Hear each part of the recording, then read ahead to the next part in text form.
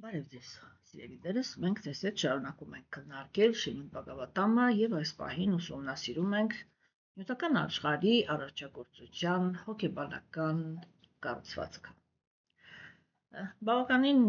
մեծ քանակությամբ սկզբունքներ արդեն դիտարկեցինք եւ ես այսօր կարդամ թե ինչ տեղի ունեցավ Տեր Բրահմայի հետ հետո, ինչպես տեսնում ենք, երկրորդական առողջագործությունները, արիացիները հենց այդպես են նկարագրում են, որ բանականությունից դուրս են գալիս ինչ-որ սկզբունքներ։ Եվ ուրեմն մեր այսօրվա տեքստերն են 30-րդ երկ, 12-րդ գլուխ, 36-րդ տեքստից սկսված։ Վիդուրան ասաց. Ով մեծ իմաստուն, որի միակ հարստությունը ճգնությունն է։ Այժմ պատմիր ինձ, թե ինչպես եւ ում օգնությամբ Բրահման հաստատեց աշխարհում այն վեդայական գիտելիքը, որը դուրս եկավ նրա շուրթերից։ Մայտրեյան ասաց. Բրահմայի 4 բերաններից սկսելով դեպի արևելք ուղղված դեմքից մեկը մյուսի հետևից հայտնվեցին 4 վեդաները. Ռիգվեդան, Յաջուրվեդան, Սամավեդան եւ Աթարվավեդան։ Այնուհետև ի հայտ եկան մինչ այդ երբեք չկատարված վեդայական օրհներգերը, քրմական զոհաբերական արարողությունները, արտասանության համար նախատեսված սրբազան օրհներգները եւ տարատեսակ տրանսցենդենտ գործունեությունները։ Նա ստեղծեց նաեւ բժշկությունը, ռազմարվեստը, երաժշտությունը եւ ճարտարապետությունը, որոնք վեդայական գիտելիքի ճյուղերն են։ Այս բոլոր գիտությունները հերթով դուրս եկան Բրահմայի բերաններից, սկսելով դեպի արևելք ուղղված դեմքից։ Եվ այսպես ուրեմն ինչպես տեսնում ենք, շարունակվում է առողջագործության քննարկումը, եւ մենք այսօր թեմա ունենք, դա վեդայական, այսպես կոչված վեդայական գրականությունն է։ Անցյալ անգամ մենք ձեզ հետ քննարկեցինք այդ թեման, որ Տեր Բրահմայի 4 բերաններից դուրս եկան 4 վեդաները, եւ այսօր մի թեթև խոսենք այդ թեմայով։ Ուրեմն մենք տեսնում ենք, որ երբ որ խոսացվում է նրա մասին, որ արարվեց ուրեմն 4 վեդաները, դա հիմնականում խոսքը չի գնում նրա մասին, որ հայտնվեցին գրքեր։ Իրականում, եթե մենք էությամբ ենք նայում, ապա տեսնում ենք, որ հիմա Մայտրեյան ինքը նկարագրում է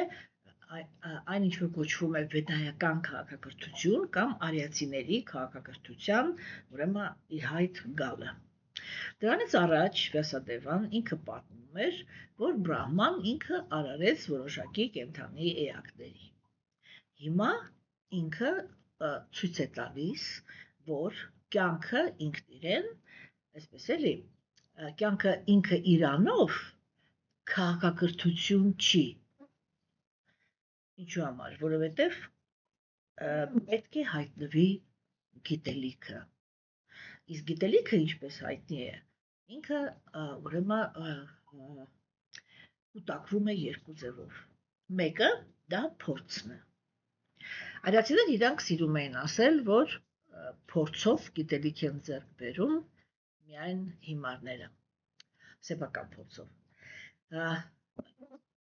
Նրանք խոսում էին նրա մասին, որ իմաստուն ազնվորությունները իրենք փորձ են ձեռք բերում ուրիշների փորձի վրա։ Հիմա վեդայական գիտելիքը ինքը համարվում է Աստծո կողմից տրված գիտելիք։ Եվ սա ինքը շատ կարևոր թեմա է, որովհետև եթե դուք նկատել եք, ես ամենասկզբից խոսակցությունը վարում եմ այդ ուղղությամբ, որ իրականում գոյություն ունեն սուրբ գրվածքներ, որոնք իրենք աստվածային ծագում չունեն, որոնք իրենք գրանցված են մարդու կողմից, անպայման իրենց մեջ պարունակում են մարդու բնորոշ սահմանափակումներ, հա, մարդուն բնորոշ գաղափարներ, չէ՞, եւ հետեւաբար այստեղ արդեն այդ խնդիրը ինքը դառնում է շատ կարևոր, որպեսզի մարդը ինքը կարողանա ճիշտ հասկանա կամ տարանջատի իրական սուրբ գրվածքը, ուրեմն մարդու կողմից գրանցված, այսպես կոչված սուրբ գրվածքից։ Տեսեք, այսինքն, այն որ ես հիմա ասեցի, չէ, որ հիմա Վյասադևան ինքը փաստացի նկարագրում է այդ երևույթը, որ քաղաքակրթությունը ինքը սկսվում է գիտելիքից։ Վեդայական գրականությունը դա հենց այդ նախասկզբնական գիտելիքն է, չէ։ Մենք ձեզ հետ շատ ենք խոսացել, որ արիացիների կատարմամբ Գերագույն Աստծո ազնվորությունը շատ հանդուրժողական է վերաբերվում կենդանի էակների նյութական գոյությանը։ Ավելին, ինքը ոչ թե հանդուրժողական է վերաբերվում, այլ ինքը օրհնում է կենդանի էակներին, իր օրհնության իմաստը ընդհանուր առմամբ կայանում է նրանում, որ իմ հետ թե առանցից եղեք երջանիկ։ Չէ՞։ Հիմա այստեղ մենք տեսնում ենք, որ Վյասադևան ինքը նկարագրում է, որ որպեսի մարդը կամ կներեք, որպեսի նյութական աշխարհում ապրող կենդանի էակները, որոնք ունեն զարգացած բանականություն, կառուցեն քաղաքակրթություն, առաջի հերթին պետք է այդ քաղաքակրթությանը պատկանող գիտելիք, հա, այսինքն, որ ինքը քաղաքակրթությունը բնության մեջ, այսպես էլի, ինքնուրույն չկա։ Քաղաքակրթությունը դա միշտ գիտելիքի հետևանք է։ Այսինքն սկզբում պետք է հայտնվի գիտելիքը, բայց իհարկե միայն գիտելիքը դա դեռ բավական չէ։ Ինչու՞, որովհետև որպեսզի գիտելիքը ինքը դառնա քաղաքակրթություն, այդ գիտելիքը պետք է դառնա պրակտիկա, այսինքն մարդիկ իրենք պետք է այդ գիտելիքը կիրառեն։ Իսկ այդ պրակտիկան, այսինքն գիտելիքի կիրառումը, կամաց պետք է դառնա մշակույթ, այսինքն կուլտուրա, հա։ Մշակույթը ինքը կամաց դառնում է պատմություն, այսինքն արդեն այդ պատմություն ունեցող ինչ-որ մի երևույթ, հա։ Իսկ պատմությունը ինքը վերածվում է կյանքի ձևի։ Եվ միայն այդ ժամանակ է, որ ձևավորվում է հասարակություն, որը ինքը ի վիճակի է պահպանել որևիցե մի գաղափարախոսություն, տվյալ դեպքում կրոնական գաղափարախոսությունը։ Ուրեմն մենք տեսնում ենք, որ Վյասադևան ինքը ոչ թե միայն ցույց է տալիս, թե որտեղից եւ ինչպես հայտնվեցին վեդաները, այլ ինքը առաջի հերթին վեդաների միջոցով նկարագրում է քաղաքակրթության ուրեմն ծագումը, հա, թե ինչպես է ընդհանրապես ծագում, չէ՞։ Ուրեմն ինչ ասվեց։ Ասվեց, որ Բրահմայի բերանից արտաբերվեցին վեդաները։ Վեդաները իրանք գիտելիքի աղբյուր են։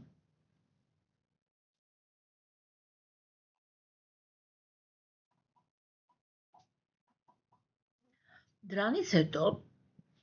նկարագրվեց, թե վեդաները իրենք իրանցից ինչ են ներկայացնում։ Եվ մենք տեսանք, որ վեդաները իրանք ուրեմն իրենց մեջ պարունակում են մանտրաներ, հա, եւ ծիսակատարություններ։ Եվ դա արիական քաղաքակրթության հիմքն է։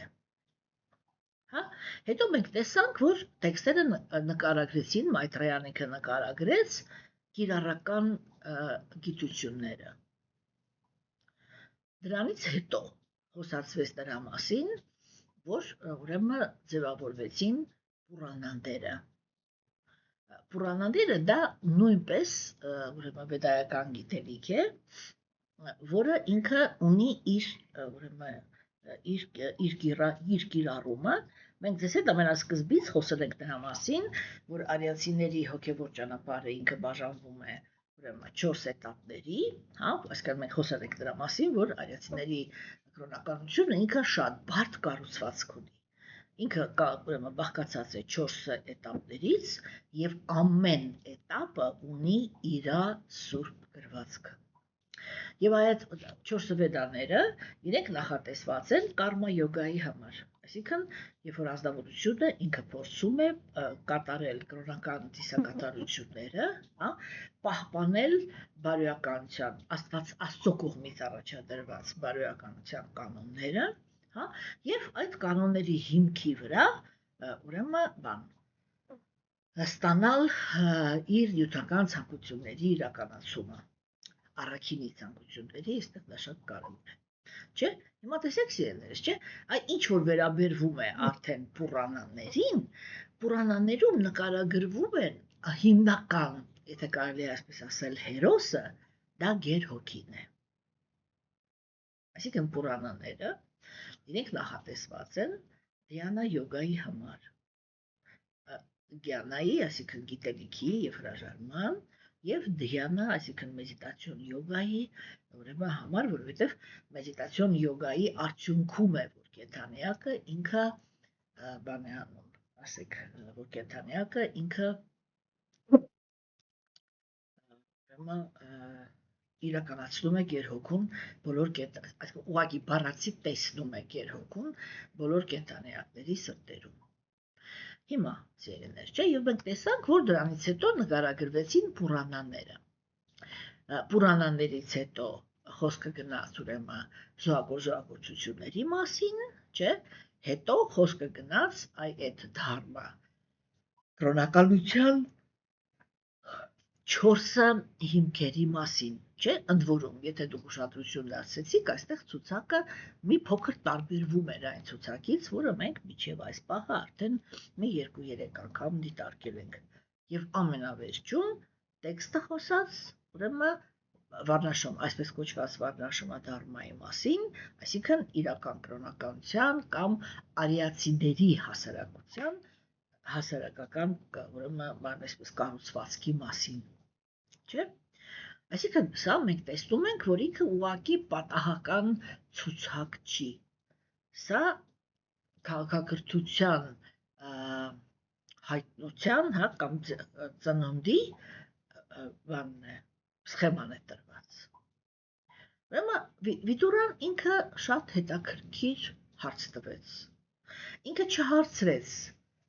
ինչ է նշանակում վեդաները։ Ինքը հարցրեց, ինչպես Տեր Բրահման վեդաները հաստատեց աշխարհում։ Հա?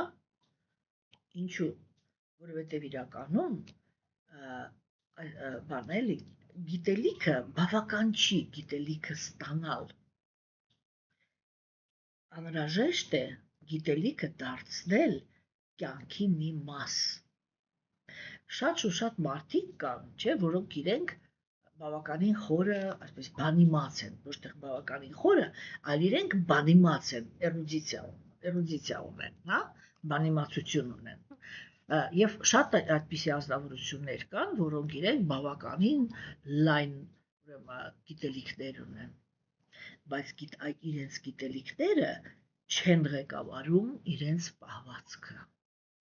Եվ դա նշանակում է, որ ազնվորությունը ինքը ինֆորմացիան պահում է իր մեջ, բայց գիտելիք չի դարձնում։ Այսինքն, որ գիտելիքը ինքը այդպիսի ազնվորության մեջ չի հաստատվել։ Սա ինքը շատ կարևոր սկզբունք էր, չէ՞։ Ինքը ուրեմն 37-րդ տեքստում Մայտրեյան ասեց, որ Տեր Բրահմայի շուրթերից դուրս եկան 4 վեդաները։ Ինչու հենց շուրթերից, չէ՞, որ մենք տեսանք, որ Տեր Բրահմայի մարմինը ինքը շատ հետաքրքիր մարմին էր, չէ՞, եւ եթե խոսքը գնում է գիտելիքի մասին, ավելի, այսպես, մեր համար ավելի ընկալելի կլներ, եթե իր գլխից դուրս գար, չէ՞, որտեղ դա գիտելիքի մասին է խոսքը։ Ինչու հենց բերանից։ Որովհետև կարելի էր ենթադրել, որ գիտելիքը ինքը կարող է դուրս գալ բանականությունից, կարող է դուրս գալ գիտակցությունից, կարող է դուրս գալ նույնիսկ սրտից, հա, բայց այստեղ նշվեց հենց բերանը, հենց շուրթերը։ Ինչու համար։ Որովհետև գիտելիքը ինքը դառնում է մշակույթ, երբ որ մի ազնվորությունից փոխանցվում է ուրիշ անձնավորության։ Այսինքն, երբ որ սերնդեսերունդ գիտելիքը փորձ է կատարվում անփոփոխ վիճակում տեղափոխել։ Եթե ես ճիշտ եմ հիշում, մենք ձեզ հետ մի քանի անգամ քննարկել ենք, չէ՞, որ իրականում գիտելիքը ինքը ուրեմն հոգևոր գիտելիքը ինքը ունի մի հատ շատ կարևոր սպეციფիկա։ Հոգևոր գիտելիքին չի կարելի ոչինչ ավելացնել, որովհետև եթե դա իրոք Աստծո կողմից տրված գիտելիք է, ապա մենք պետք է հասկանանք, որ ինքը կատարյալ է։ Եթե մենք իր մեջ կատարելություն չենք տեսնում, այհենց դա ինքը սիմպտոմներից մեկն է, որ այդ գիտելիքը հորինել է մարդը։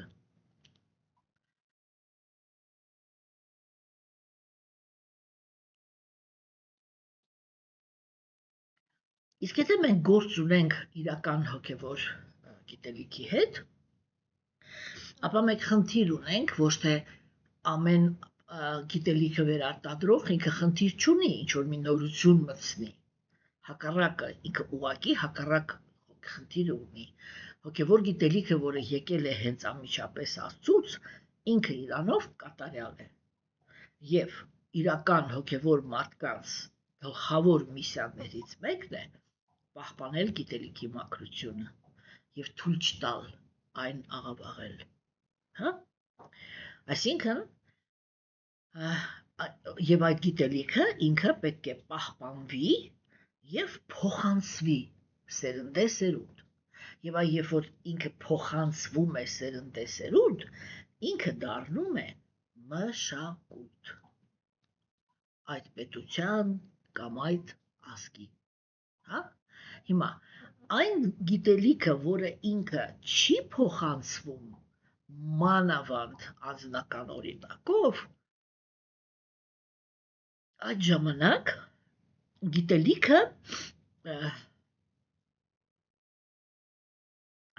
գիտելիքը ինքը դառնում է դատարկ։ Հասկանում եք։ Եվ մենք տեսանք, որ ասվեց, որ դա Տեր Բրահմայի բերանից արտաբերվեց, հա, որովհետև այն ժամանակ, երբ որ մենք խոսում էինք, որ Բրահման ինքը հրապուրվեց իր աղջիկով եւ պարզվեց, որ իր դուստրը ինքը հենց խոսքի ունակության մանրավորումներ, չէ՞։ Եվ այստեղ մենք հասկանում ենք, որ ինքը իրականում այդ որ Բրահման ինքը վեդաները իր բերանից դուրս եկան վեդաները, չէ՞, ուրեմն դա այդ սիմվոլն է, որ տեղափոխվում է Откровение. Դա այսպես ասենք լվոր, հա, տեղափոխվում է ճշմարտությունը։ Տեսեք, ուրեմն շատ հետաքրքիր է, որ այստեղ Մայտրեյան ինքը չի բացատրում վեդաների պարունակությունը, այսինքն ընդհանրապես այդ վեդաները իրանք ինչի մասին են, հա? Ինչու, որովհետև այս պահին իրան ոչ այդքան հետաքրքրում է այդ վեդաների մեջ տարբերությունները, այսինքն թե որ վեդան ինչի համար է, չէ՞, իրան հիմա հետաքրքրում է ինքը սկզբունքը, որ այ ինչն է, որ հայտնվում է կամ բացվում է, չէ՞, այսպես էլի բոլոր ուղղություններով, հա? Այսինքն այս սկզբունքը, եթե կարելի այսպես բան անել, էլի մի քիչ պոետիկ լեզվով ասել, այս սկզբունքը ինքը ոնց որ ցույց տա, թե ինչպես է սպիտակ լույսը, որը ինքը անցնում է այդ պրիզմայի, էլի, որ ինքը անցնում է պրիզմայի մեջով, դառնում ռադուգա, ծիածան։ Հասկանում եք, չէ՞։ Լույսը ինքը վրոդի մի հատ է, բայց երբ որ այդ պրիզմայի մեջով անցնում է, արտահայտվում է որպես բազմազան զանազան գույներ։ Այդպես էլ եւ վեդայական գիտելիքն է։ Վեդայական գիտելիքի աղբյուրը ինքը մեկն է, դա Գերագույն Աստծո ազնվորությունն է։ Հա? Բայց այդ ֆորման, որով վեդայական գիտելիքը արտահայտվում է, չէ՞, իրանք կարող են լինել բազմազան։ Հետո ասվեց, որ արտահայտվեցին բաները, մանդրանները, չէ, եւ կրոնական դիսակատարությունները։ Եվ այստեղ մենք տեսնում ենք, որ այսպես շատ կտրուկ անցում կատարվեց, չէ, նրանից, որ վեդաները դա գիտելիքի աղբյուր են, այդ վեդաները իրանք արտաբերվեցին բերանից, եւ միանգամից տարածվեցին բոլոր 4 կողմերը, չէ։ Եվ հիմա հանկարծ խոսքը գնում է, որ վեդաներում գրանցված են, ռուսերեն դա կոչվում է գիմնը։ Իրոք է, խնդրել եմ, որ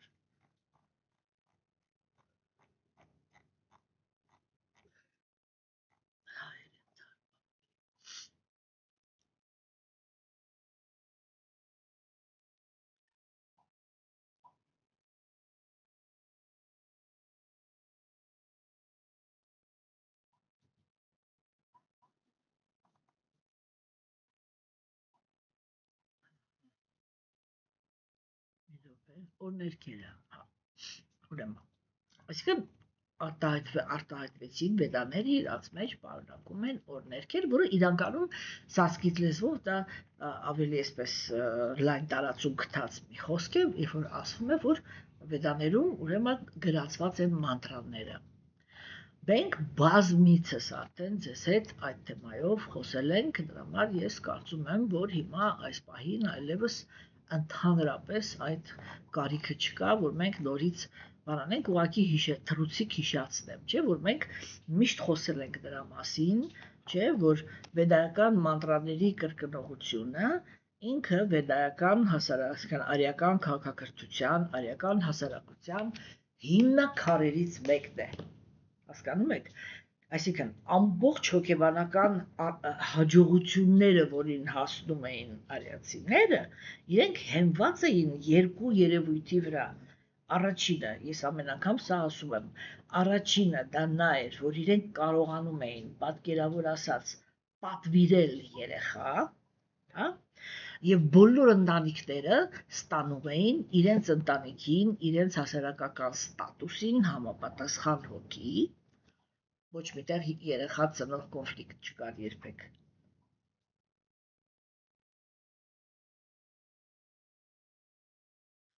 Եվ ուրեմն երկրորդ հանգամանքը դա նա է, որ քրմերը իրենք այնպես էին կարողանում կրկնել մանտրանները, այսինքն մանտրաները, վեդայական մանտրաները դա այն բաներն են, այն նախադասություններն են, որոնց միջոցով բրահմանները իրենք կանչում էին կիսաստվածներին։ Երկու տարբերող գործոն։ Պատվիրում էին երեխա, ռեալ կանչում էին կիսաստվածներին։ Հասկանում եք, կամ չգիտեմ, ժամանակակից լեզվով ասած, այլ մոլորակայիններին։ Ինձ համար բացարձակ միևնույն է, թե դուք դա որ բառով կանոնեք, հա։ Հիմա տեսեք, այսինքն կարևորը դա նա է, որ իրանց ասում էին կիսա աստվածներ, հա, որովհետև երբ որ այդ ազնվորությունները իրենք գալիս էին, հա, ասեք, արիական քրմերը իրանք ինչ խնդրեին, եթե իրանք գալիս էին ասում էին, մենք գոհ ենք զոհագործությունից, ասացեք ինչ եք ուզում, հա, եւ ասենք, չգիտեմ, այն ինչ որ թվարկվում էր, եւ այդպիսի դեպք չի եղել, որ այդ ազնվորությունները, որոնք գալիս էին զոհագործության, իրանք ասեն լավ թող ձեր ասածը լինի, ուզածը, որ այդ ուզածը չլիներ։ Հասկանում եք, սա ամենակարևոր բաներից մեկն է։ Ինչու՞, որովհետև հենց այդ կիսաստվածների միջոցով ցանկությունները իրականացնելու process-ն է, որ կենդանեակին հանում է թշնամությամբ եւ խորամանկությամբ ցանկությունների իրականացնելու process-ի մեջից։ Իսկ մենք պետք է հասկանանք, որ յութական աշխարհի տառապանքների, չգիտեմ, էլի 90%-ը, հա, բաղկացած է հենց դրանից, որ ազնվորությունը ինքը պատրաստ է իր ցանկությունների իրականացնելուց ուրիշ կենդանիակներին անասելի տառապանքներ պատճառի, չէ։ Ամեն անգամ սա ես շեշտում եմ, Հասկանում եք, սիրելիներս, չէ՞։ Եվ ուրեմն այդ վեդայական մանտրաները ինքը շատ կարևոր հանգամանք է, չէ՞։ Եւ ուրեմն երբ որ վեդաները արտահայտվեցին, այդ 4 վեդաների մի մասը ինքը հենց նվիրված էր այդ ուրեմն մանտրաների արտահայտմանը, հա։ Այսինքն ինչի համար է, որ վեդաները իրենց մեջ պարունակում են այդ բաները, այդ գիմնի, գովերքուններ, էլի, հա։ Որովհետև իրականում ցանկացած ճշմարտություն ինքը ձգտում է լինել արտահայտված խոսքի միջոցով։ Որտեղից կամ ինչի համար են ծնվում ընդհանրապես կրոնական ծիսակատարությունները։ Իրանք ծնվում են, որով իջեշակում, տեսեք, բանը, մանտրաները, որոնք իրենք արտաբերվում են, հա, եւ ծիսակատարությունները։ Չէ՞։ Այսինքն մանտրաների միջոցով հնչեցվում են ճշմարտություններ եւ այստեղից մենք կարողանում ենք հասկանալ, որ ճշմարտությունը ինքը միշտ ձգտում է լինել արտասանված, հա, իսկ ծիսակատարությունները իրանք միշտ ձգտում են դառնալ գործողություն, то есть ճշմարտությունը ինքը ձգտում է դառնալ գործողություն, հա, եւ մենք այստեղ ստանում ենք ուրեմն համապատասխան աստիճաններ, չէ՞, որտեղ ասվեց, որ ուրեմն սկզբից ճշմարտությունը, հետո այդ ճշմարտությունը դառնում է խոսք, իսկ խոսքը դառնում է գործողություն, հա։ Եվ եթե ճշմարտությունը ինքը մնում է միայն մտքի մակարդակի վրա, որ ես ուղղակի սա գիտեմ, ես ուղղակի այս ամբողջ մեխանիզմը հասկանում եմ, չէ՞։ Դա նշանակում է, որ ճշմարտությունը ինքը դեռ իր ճանապարհը չի ավարտել, որովհետև ճշմարտությունը ինքը իր ճանապարհը ավարտում է, երբ որ ճշմարտության հիմքի վրա սկսում են կատարվել գործողություններ։ Հասկանում եք, չէ՞։ Հիմա տեսեք, դրանից հետո տեղի ունեցավ իրականում ամենաանսպասելին։ Ուրեմն նորից խոսքը գնաց գիտելիքի, մանտրաների, զոհագործության եւ այլի մասին, մեկ էլ հանկարծ Մայտրեյան վերցրեց ու այդ ամեն ինչը այսպես թեքեց եւ վեդաների մեջ հայտնվեց բժշկությունը։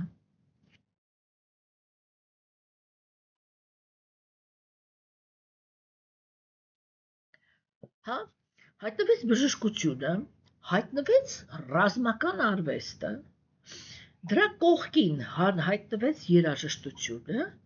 եւ ուրեմն բանը, ճարտարապետությունը։ Ինչու՞։ Ինչու համար, որովհետև ես այն միշտ ասում եմ, որ արիական քաղաքակրթության մեջ հենց հոգևորականներն էին, որ գիտնականներ էին, այսինքն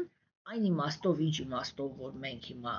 հասկանում ենք գիտություն եւ գիտնական բառը, արիական քաղաքակրթության մեջ այդ գիտություն եւ գիտնականի ֆունկցիաները տրված էր քրմերին։ Հենց հոգևորականներն էին առաջի հերթին, որ իրանք այսպես ֆիզիկապես հետազոտում էին նյութական աշխարհը, չէ՞։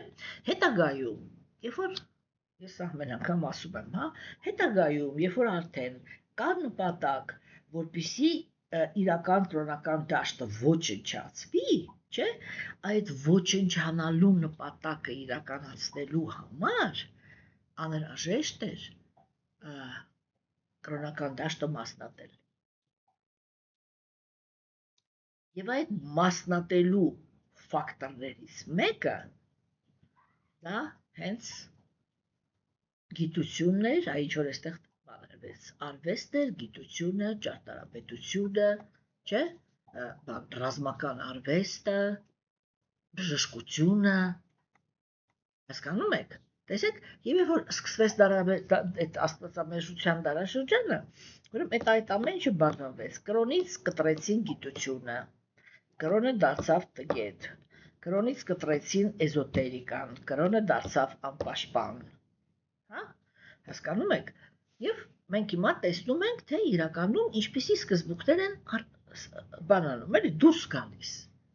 հասկանում եք, և ուրեմն այդ ամեն ինչ ինչ-որ թվարկվեց, չէ, մենք տեսանք, որ այդ բոլոր բաները, բժշկությունից բանված մինչև ճարտարապետությունը, չէ, արիացիները իրանք չեն կիսում, այսա հոգևոր է, իսկ սա աշխարհիկ, այսինքն իրանց համար Աստված ինքը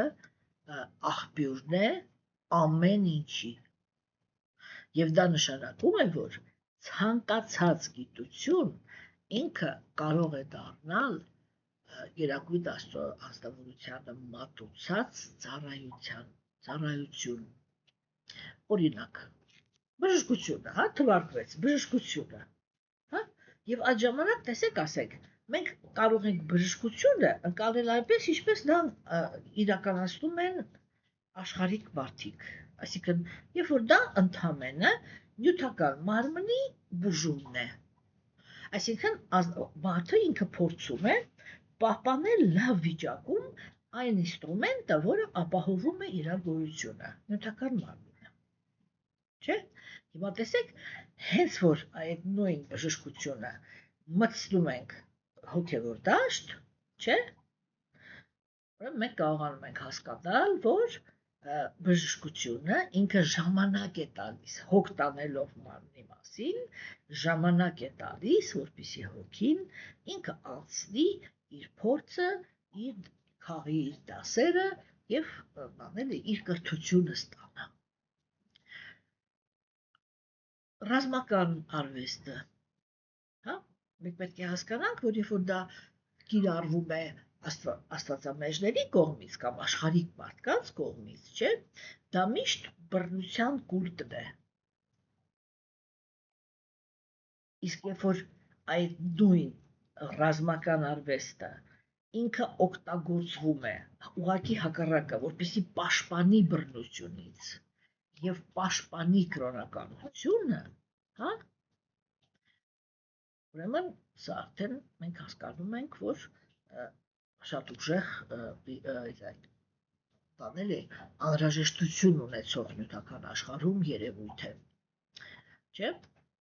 և եթե ոչ մեկ ինքը ի վիճակի չլիներ պաշտպանել ճշմարտությունը, չէ, ապա ինքը ճշմարտությունը շատ արագ կվերանար, որովհետև նյութական աշխարհում իրական ճշմարտությամբ կենդանիակները չեն հետաքրքրվում։ Ես ստիպված էի ընդհատել ձայնագրությունը, մենք շարունակում ենք։ Եվ ուրեմն տեսանք, որ Մայտրեյան ինքը թվարկեց, չէ, հաջորդ շատ հետաքրքիր շրջադարձ էր սա, որտեղ ինքը սկսեց խոսել նրա մասին, որ վեդաների մեջ էր մտնում, ուրեմն բժշկությունը, մտնում էր ռազմական արվեստը, երաժշտությունը և ճարտարապետությունը։ Եվ մենք ձեզ հետ քննարկեցինք այդ հարցը, որ արևական քաղաքակրթության մեջ հենց քրմերն էին, որ գիտնականներն էին, հա, և ուրեմն վեդայական հասարակության մեջ չկար այդպիսի բաժանում հոգևոր և աշխարհիկ գիտելիք, ամբողջ գիտելիքը գտնվում էր քրմերի ձեռքը, և քրմերը իրենք զբաղվում էին գիտությամբ։ Ինչու համար, որովհետև շատ պարզ գաղափար է, եթե ամեն ինչի աղբյուրը Գերագույն Աստծո անձնավորությունն է, դա նշանակում է, որ իրական գիտությունը նույնպես պետք է լինի Գերագույն Աստծո անձնավորության մատուցած ծառայության մի մասը, չէ, օրինակ ասենք, եթե մենք լսում ենք, ասենք, ոչ վաղ անցյալում Հնդկաստանի մտածելակերպը, չէ, այնտեղ շատ մարդիկ իրենք օրինակի համար մտածում էին, որ սուրբ գրվածքների մեկնություններ կարելի է գրել միայն տերևների վրա, որովհետև այդպես էին անում հներում։ Հասկանում եք, տեսեք, շատ պրիմիտիվ մտածելակերպ է, չէ, որ ասենք մարդը ինքը մտածում է, որ եթե սուրբ բառերը կամ սուրբ գաղափարները գրված չեն տերևի վրա, իրենք դադարում են լինել սուրբ։ Իսկ օրինակ համակարգիչը դա սատանայից է։ Չէ՞։ Եվ օրինակ ասենք իմ հոգևոր ուսուցիչը Բաքտիվինոդ Թակուրը, որը ինքը գործում էր անցյալ դարի վերջում, անցյալ դարի սկզբում, երբ որ այդ ամենը նոր ինչ-որ հայտ էր գալիս, չէ, ասենք եւ ինքը ես միշտ ասում եմ, որ Վրինդավանում իր տանը, որտեղ որ ինքը ապրում է, ուրեմն բաներին պալոմնիկի, ովքեր որ դնում են սուրբ վայրեր, կներեք իմ հայերեն բառը չեմ հիշում, չէ, հատուկ տանում են իր տուն եւ կներեք ցույց են տալիս ունիտազը։ Եվ ասում են, որ սա այս վայրում առաջի ունիտազն է, այսինքն ինքը եղել է առաջի հոգևորականը, որը ընդունել է, որ տան մեջ կարող է լինի ունիտազ։ Հասկանում եք, այսինքն որ հոգևոր մարդը ինքը կարող է օգտվել քաղաքակրթության ուրեմն բաներից։ Հիմա ենթադրենք, ասենք, այդ նույն մոտեցումը ունենայի ես։ Չէ՞։ Եվ դա կնշանակեր, որ ես այս հնարավորությունը պիտի չօգտագործեի։ Կամ գրքեր գրել համակարգչի մեջ, օգտվել արհեստական բանականությունից, դա սատանայից է։ Բայց փաստացի ուղղակի հակառակը։ Եթե նույնիսկ, այսպես է, չափազանցության բան ասեմ, եթե նույնիսկ դա սատանայից է, այս պահին այդ ճակերտավոր սատանա ջիպիտին ծառայում է Աստծուն։ Համենայն դեպս իմ կյանքում։ Հասկանում եք։ Այսինքն այդ ամեն ինչը ինքը շատ ուժեղ խեղաթյուրված է։ Սա եմ ուզում ասեմ, էլի։ Դու փառք Աստծո հիմա ասենք արդեն այդպես չի, հիմա բոլոր կրոնականությունները իրանք օգտվում են ժամանակակից քաղաքակրթության բոլոր ուրեմն ձեռքբերումներից, չէ, եւ դա շատ հեշտացնում է ծառայությունը, որը կարելի է մատուցել Գերագույն Աստծո անձնավորությանը։ Եվ այս պահին օրինակ ես այո զբաղված եմ ինչ-որ մի նվիրված ծառայությամբ, որը ես չէի կարող անեի, եթե օրինակ չհայտնվեր արհեստական բանականությունը, որովհետև ինքը ինձ ահավոր ժամանակ է խնայում։ Հասկանում եք։ Եվ սա ինքը ուրեմն այս գաղափարը, որ կրոնը եւ գիտությունը իրանք պետք է լինեն իրար հետ եւ իրանց բաժանել են արհեստականորեն, սա շատ կարեւոր գաղափար է։ Եվ ուրեմն մենք տեսանք, որ որովհետև օրինակ ասենք եւ ասվեց օրինակ բժշկությունը, չէ՞։ Բժշկությունը դա ուղղակի մարմինը բուժելու արվեստը չէ։ Ուղղակի մարմինը բուժելու գիտելիքը չէ։ Չէ՞։ Հոգևոր տեսանկյունից մարմինը ինքը ընկալվում է որպես ինստրումենտ։ Այսինքն դու գտնվում ես ինչ-որ մի հատ հերթական նյութական մարմնի մեջ, որը շատ բարենպաստ է հոգևոր զարգացման համար։ Ինչու՞, որովհետև ունի զարգացած բանականություն։ Հասկանում եք։ Եվ ամեն նյութական մարմնի մեջ կենդանիակը ինքը ինչ-որ մի բան էլի փորձ է կուտակում, չէ՞։ Եվ բժշկության միջոցով պահպանել այդ մարմնի գոյությունը, դա նշանակում է նպաստել, որպեսզի անձնավորությունը ինքը ինչքան հնարավոր է երկար մնա բարենպաստ մարմիններում, որտեղ ինքը կարող է հոգևոր լուրջ զարգացում ունենալ, չէ՞։ Հիմա ինչ վերաբերվում է ռազմական արվեստին, չէ՞, ուրեմն մենք ասենք, երբ որ խոսում ենք ռազմական արվեստի մասին, մեզ թվում է, որ դա այսպես միանգամից բռնության բան է, կուլտն է, չէ՞։ Բայց իրականում, այո, նյութական աշխարհը ինքը վտանգավոր աշխարհ է։ Նյութական աշխարհում ապրում են ագրեսիվ աստվածամերժեր։ Նյութական աշխարհում ապրում են կեղծ եւ ագրեսիվ կրոնականներ, որոնք իրենք կոչվում են ֆանատիկներ, չէ՞։ Եվ իրական կրոնական դաշտը, այո, իհարկե ինքը միշտ կարիք ունի լինել պաշտպանված։ Եվ եթե ոչ մեկ չի պաշտպանում ճշմարտությունը, ապա կարելի ասել, որ ճշմարտությունը ինքը շատ արագ ուղղակի վերանում է մարդկային հասարակությունից։ Հաջորդը դա երաժշտությունն էր։ Հա, ինչու է երաժշտությունը հայտնվում օրինակ բժշկության կամ, չգիտեմ, ինչ է նշանակում, քրմերը զբաղվում էին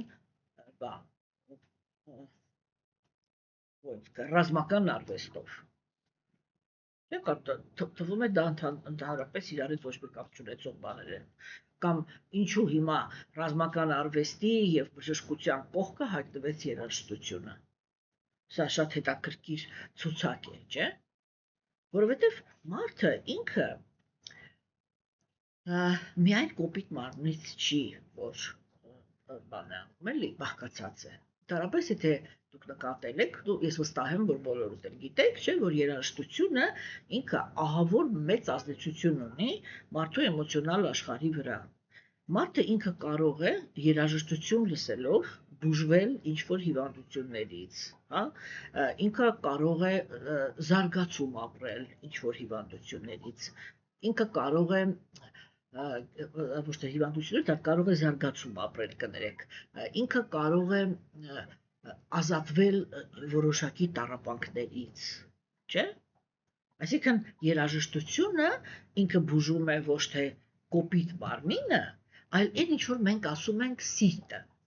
Մենք դա ասում ենք սիրտը, որտեղ այս մասով ենք զգում,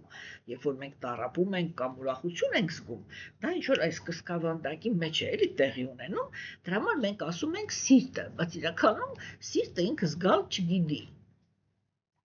Հասկանում եք։ Դա ինքը ուղղակի մկան է, որը արյան շրջանառությունն է ապահովում, չէ՞։ Եվ ասենք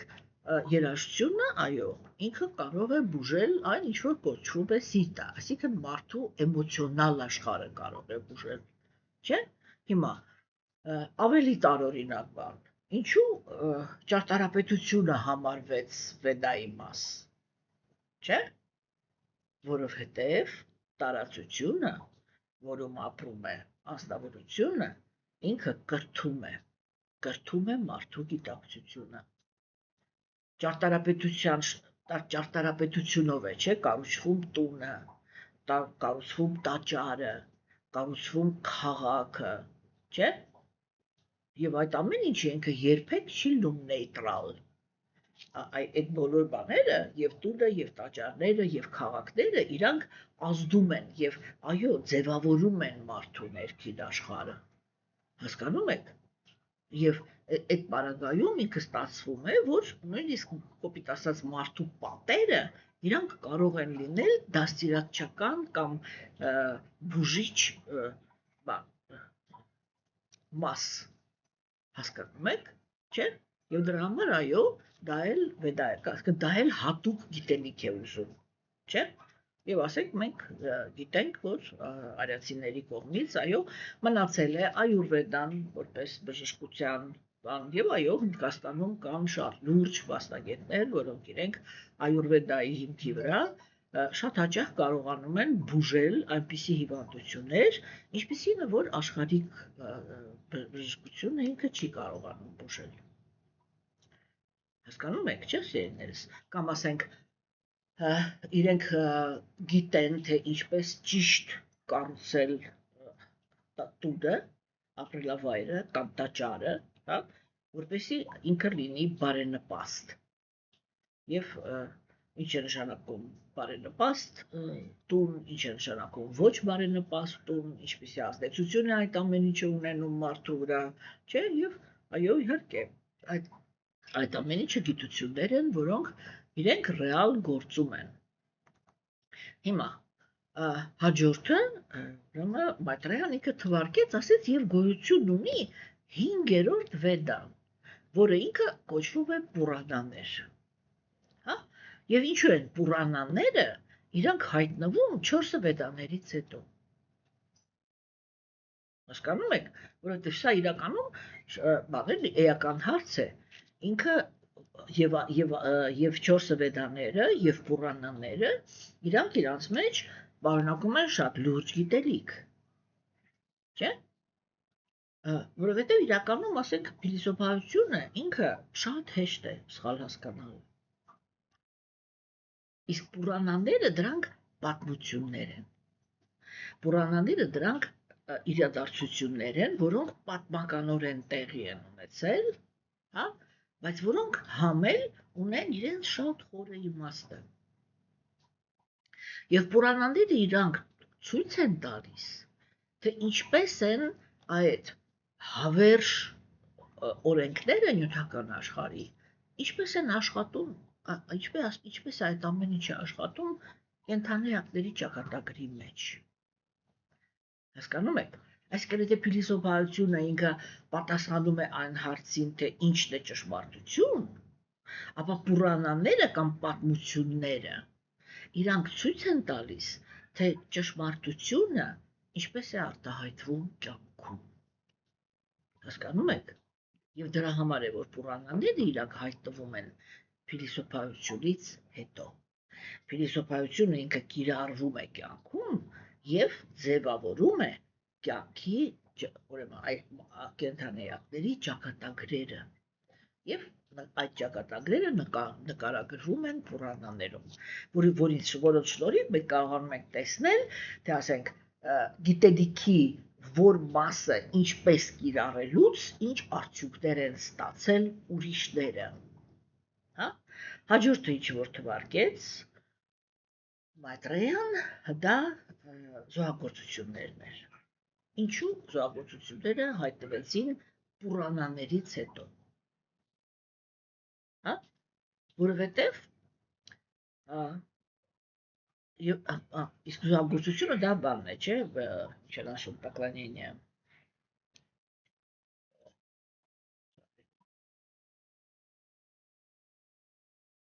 Երկրպագությունն է, հա? Հիմա տեսեք, երկրպագությունը առանց գիտելիքի, չէ՞, ինքը շատ հեշտ վերածվում է, բան էլի, սնոտապաշտիության, չէ՞։ Այսինքն իսկ այստեղ փաստացի ինքը սկզբից հայտնվեց վեդաները, հետո կիրառումը, արդյունքը, հա, եւ հետո նոր զոհագործությունները։ Այսինքն սկզբից մարդը ինքը պետք է հասկանա, հետո նոր իմանա, հասկանա, հետո նոր երկրպագի։ Տեսեք, ասենք, արիացիների այս էլի ամենաֆունդամենտալ գաղափարը, որը անձամբից շատ հրապուրում է, դա հենց դա է, որ այստեղ ամեն ինչը հենված է հասկացողության վրա։ Ոչ մի կետում քեզանից կույր հավատ չի պահանջվում։ Այսինքն ոչ միտեղ քեզանից չի պահանջվում, որ դու դառնաս անուղեղ։ Քեզանից պահանջվում է, սպասվում է ուղղակի հակառակը, որ դու պետք է միացնես քո բանականությունը, որ դու պետք է հասկանաս գիտելիքը, չէ՞, եւ գաս Աստծո երկրպագության, ոչ թե վախից, հա, ոչ թե գիտության վրա հենված վախից, այլ կշռադատված հասկացողության հիմքի վրա։ Եվ միայն այդ ժամանակ է, որ երկրպագությունը ինքը կունենա շատ կոնկրետ քաշ։ Հասկանում եք։ Եվ դրա համար մենք կարողանում ենք այստեղ հասկանալ, այս հերթականությունից կարողանում ենք հասկանալ, որ զոհագործությունները իրանք չեն, որ ճանապարհի սկիզբն են։ Իրանք գիտելիքի պտուղն են, այսինքն ճանապարհի սկիզբը դա գիտելիքն է։ Եվ դրա համար է, որ արիացիների շուրջ գրվածքները ասում են լսողությունը, այսինքն գիտելիք ձեռք բերելու process-ը, կրկնողությունը, մինչև հիշելը, հա? Եվ նոր դրանից հետո այ գալիս է երկրպագությունը։ Իսկ երկրպագության մեջ մտնում են նաև զոհագործությունների արվեստը, չէ՞։ Եվ 41-րդ տեքստում կարելի է տեսնել, որ պայմանականորեն ասած կարող ենք ասել, որ էլի թվարկվեց կամ մատնանշվեց այն երևույթը, որը ինքը այս ամբողջ բլոկի կենտրոնն էր, չէ՞։ Շատ մարդիկ կան, որ իրենք 41-րդ տեքստը, այսպես էլի, եթե կարելի այդպես ասել, թող ներեն ինձ բոլորը մի քիչ անուշադիր են կարդում, չէ՞։ Որովհետև այստեղ Վյասադևան ինքը շատ այսպես բան էլի անսպասելի կերպով, չէ՞։ Մեկ էլ այսպես այդ ամեն ինչից այսպես նորից մի հատ շրջադարձ կատարեց, չէ՞, եւ ուշադրություն դարձրեց, թե ինչի վրա է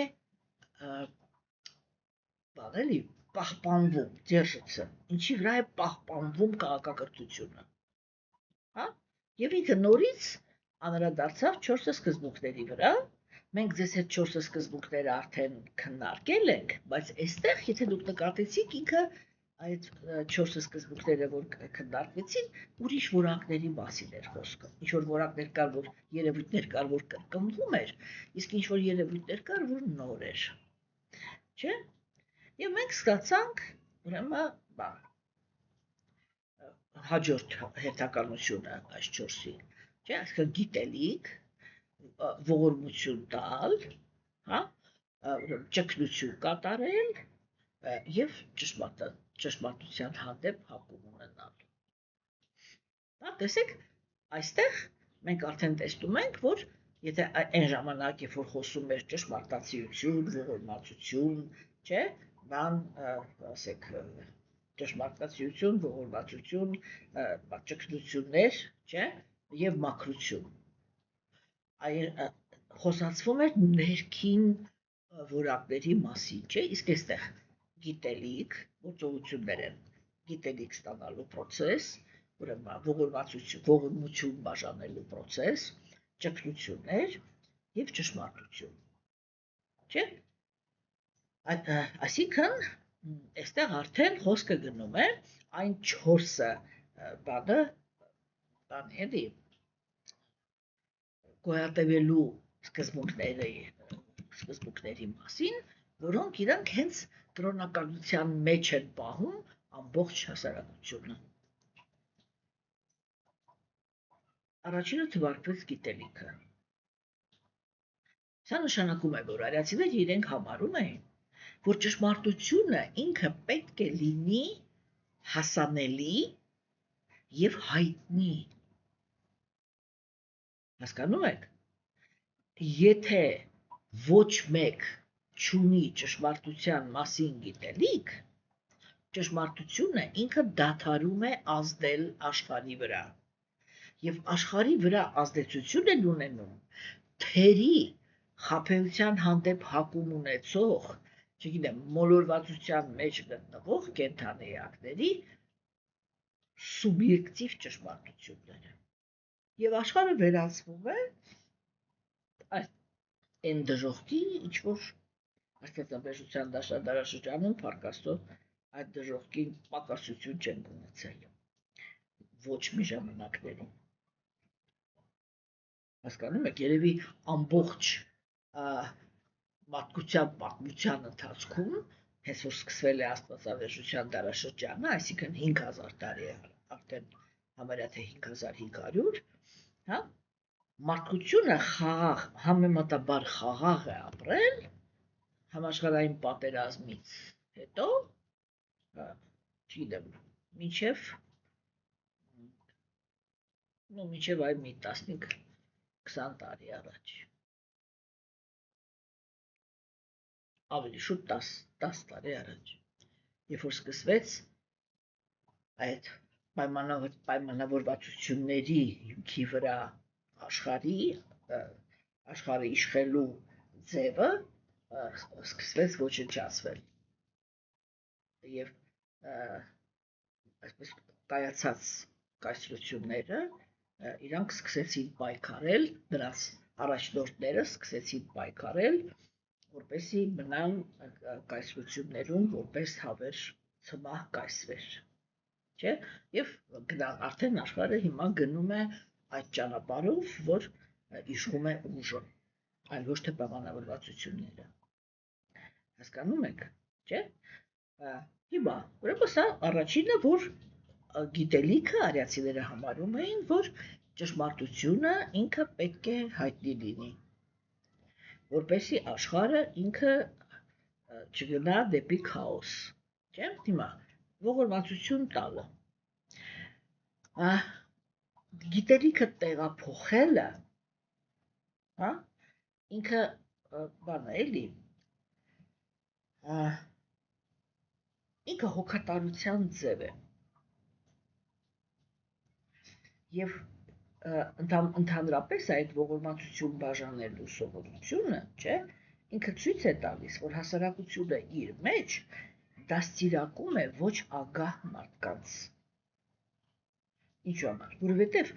եթե հասարակության մեջ կան մեծ քանակով ագահ մարդիկ,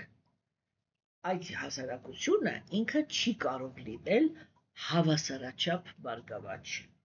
Ագահ մարդիկ միշտ կողոպտում են ավելի թույլերին։ Հասկանում եք։ Իսկ առաքինիները իրենք անում են ուղղակի հակառակը, իրենք հոգ են տանում ավելի թույլերի մասին։ Եվ դա այդ առաջի ամենակարևոր սկզբունքի հիմքն է դառնում, որ հասարակության մեջ բոլորը լինում են, պատկերավոր ասած, սոված մարդ չի լինում։ Հասկանում եք, հիմա եթե հասարակության մեջ կա ագահություն, հետևաբար իրար կողոպտելու սովորություն, չէ, այդտեղ իրական կրոնականությունը չի կարող գոյատևել։ Դրա համար ես միշտ ասում եմ, իրական հոգևոր հասարակությունը իր մեջ չի կարող հանդուրժել երկու երևույթ։ Դա մեկը աղքատ մարդիկ են, մյուսը դժբախտ։ Հասկանում եք։ Հիմա ճգնությունները, այսինքն հիմա մենք խոսում ենք ճշմարտության մասին, չէ՞։ Այսինքն ճգնությունը դա միշտ նշանակում է, որ իրականում ճշմարտությունը ինքը գին է ուզում։ Հասկանում եք, ո՞րն է այդ գինը, ուշադրությունը։ Ինչ է, եթե այդպես բառով էլ ասած էությամբ խոսենք, ինչ է նշանակում ճգնությունը։ Ճգնություն նշանակում է, այս դեպքում, չէ, ինքը նշանակում է, որ փոխարեն ես, չգիտեմ, գնամ ինձ համար, ընկերուհիներ խաղացնեմ, սուրճ խմեմ, չգիտեմ, ման գամ, ուրախանամ ինձ համար, չգիտեմ, այդ ամեն ինչը, այսքան վայելեմ գոյությունս, չէ, դրա փոխարեն ես իմ ժամանակը ծախսում եմ, օրինակ, հոգևոր գիտելիքը ուսումնասիրելու վրա։ Դա համարվում է ճգնություն, որովհետև ազնվորությունը ինքը խստության մեջ է պահում իր զգայարանները։ Հասկանում եք։ Եվ հիմա տեսեք ինչ են իրանք ասում, որ այդ ճշմարտությունը ուսումնասիրելու համար մարդը, այո, ինքը պետք է լինի ունակ լինել ճգնավոր։ Ինչ մակարդակի, որ ինքը այդ ունակությունը ունի, այդ մակարդակի հոգևոր մարդ էլ ինքը լինում է։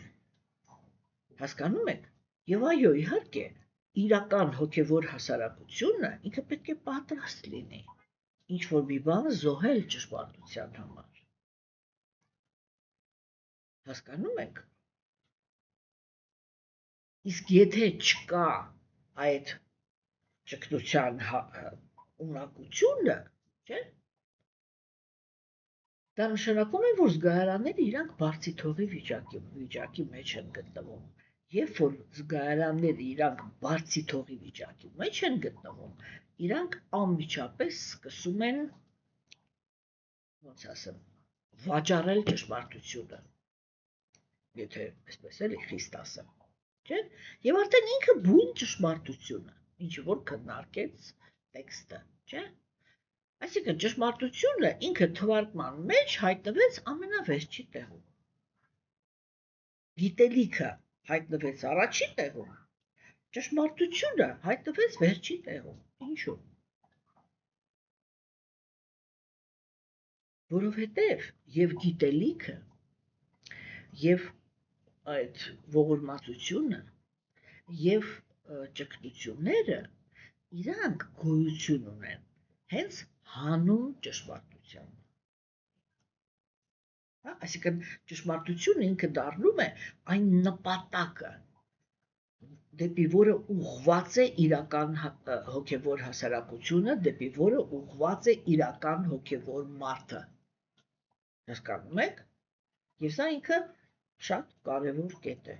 Վերջի կետով, ուրեմն Մայտրեյան ինքը քննարկեց այսպես կոչված վառնա աշրամանները։ Սա արիացիների հասարակական կառուցվածքն է։ Եվ իրանք հայտնվում են ամենավերջինը։ Ինչի համար, որովհետև իրականում այդ հասարակական բանը կառուցվածքը, չէ, ինքը երբեք ինքնանպատակ չի, որպեսզի ինքը իր լրջությունը կամ իր բանը դրվի առաջի տեղը։ Հասկանում եք։ Ինքը ընդհանրապես գործիք է։ Ինքը գործիք է, որպեսզի պահպանվի կրոնական հասարակությունը։ Երբ որ հասարակությունը ինքը ծառայում է ինքը իրան, ինքը դադարում է լինել հոգևոր։ Հասկանում եք։ Սա իրանք շատ կարևոր թեմաներ են, որը մենք կբացենք, էլի, դեպի չի որ փակ կմնա։ Հիմա, ուրեմն այս բոլոր բաները, այս բոլոր կոմպոնենտները, որը թվարկվեց, չէ՞, իրանք ոչ թե մենակ նկարագրում են աշխարհի պատմությունը, չէ՞, կամ նկարագրում են մարդու զարգացման այդ ներքին զարգացման process-ները, չէ՞, եւ մենք տեսանք, որ փաստացի ասվեց, որ առաջինը ծնվում է հասկացողությունը, հետո մարդը ինքը սկսում է խոսել ճշմարտության մասին, հետո սկսում է այդ ճշմարտությունը կիրառել, չէ՞, հետո այդ ճշմարտության հիմքի վրա սկսում է գործել իր սեփական կյանքում, չէ՞, հետո այդ գործողությունները դարձնում է իր, այսպես, ամենօրյա պրակտիկա, այսինքն հոգևոր կյանքը դարձավ քո կյանքի ձևը։ Տեսեք, ես միշտ այդ երկու գաղափարը քննարկում եմ։ Հոգևոր պրակտիկան որպես արհեստական ինյեկցիա, հա, եւ հոգևոր կյանքը որպես կյանքի ձև։ Մենք ձեզ հետ քննարկում ենք հոգևոր կյանքը կյանքի ձև սարքելու մշակույթը։ Հասկանում եք, չէ՞։ Երբ որ ազնվորությունը ինքը կարողանում է այդ իր ամենօրյա բաները, գործողությունները սեփական կյանքի մեջ դարձնել իր ամենօրյա պրակտիկան, դրանից հետո, հա, սկսվում են իր կյանքի ձևափոխությունները։ Եվ այդպես է ծնվում ազնվորության ներքին քաղաքակրթությունը։ Հասկանում եք, ոչ թե կուլտուրան, այլ իմенно քաղաքակրթությունը։ Երբ որ մարդը ինքը իր մեջ կրում է քաղաքակրթություն։ Հասկանում եք։ Ինչ վերաբերվում է սրտի մաքրագործման տեսանկյունից, ինչպես որ մենք միշտ տեքստերը դիտարկում ենք, չէ՞, ապա այստեղ շատ կարևոր է տեսնել հաջորդականությունը։ Այսինքն, փաստացի մենք այստեղ կարողանում ենք տեսնել, որ սիրտը մաքրագործվում է ոչ թե այն պատճառով, որ ազնվորությունը ինքը ուսումնասիրել է վեդաները, ոչ թե այն պատճառով, որ ինքը կատարում է ծիսակատարությունները։ Մաքրագործումը ինքը տեղի է ունենում այն ժամանակ, երբ որ գիտելիքը ինքը այսպես թափանցում է անձնավորության կյանքի բոլոր սֆերաները, հա, այսինքն անձնավորությունը ինքը արժեքային համակարգ է ձևավորում համապատասխան այդ գիտելիքի, իր միտքը խորասուզված է այդ գիտելիքի մեջ, իր խոսքը պարունակում է այդ գիտելիքը, հենված է այդ գիտելիքի վրա, իր գործողություններն են հենված այդ գիտելիքի վրա, իր հիշողությունն է հիշում հենց այդ գիտելիքը, ինքը երկրպագում է այդ գիտելիքի հիմքի վրա է ձևավորվում իր բնավորությունը, իր վերաբերմունքը արտաքին աշխարհին, հա, եւ վերջը եթե ինքը հոգեվոր ազնվորություն է, իր ծառայությունը, որ ինքը մատուցում է գերագույն Աստծո ազնվորությանը։ Հասկանում եք։ Այսինքն մենք պետք է հասկանանք, որ այն ինչ որ կոչվում է վեդաներ, դա ոչ թե միայն ուղղակի կրոնական գրքեր են, այլ իրենք հիմքն են ինչ որ մի մշակույթի։ Հասկանում եք։ Եվ այո, պիտի հասկացվի, որ հոգևոր կյանքում, չէ, պետք է լինի եւ բժշկությունը, եւ երաժշտությունը, հա, եւ այսինքն գիտությունը եւ արվեստը, հասկանում եք, եւ սա ինքը պիտի լինի եւ հոգեվոր մարդու կյանքի անբաժանելի մասը, հա, եւ հաջորդը դա վառնաները ու աշլամաններն են, ճիշտ ասած, սա բավականին ծավալուն թեմա է, եւ այս թեման, եթե թույլ կտաք, մենք տեսեք կքննարկենք վաղը, որովհետեւ մենք պիտի խոսանք եւ մարդու կյանքի 4 փուլերի մասին, եւ պիտի խոսանք հասարակական 4 կաստաների մասին։ Իհարկե մենք դրա մասին արդեն ինչ-որ մի մակարդակի մշտական խոսում ենք, բայց այստեղ եւս մի անգամ պիտի այդ ամեն ինչի վրայով անցնենք։ Այսօր այսքանը, սիրելիներս,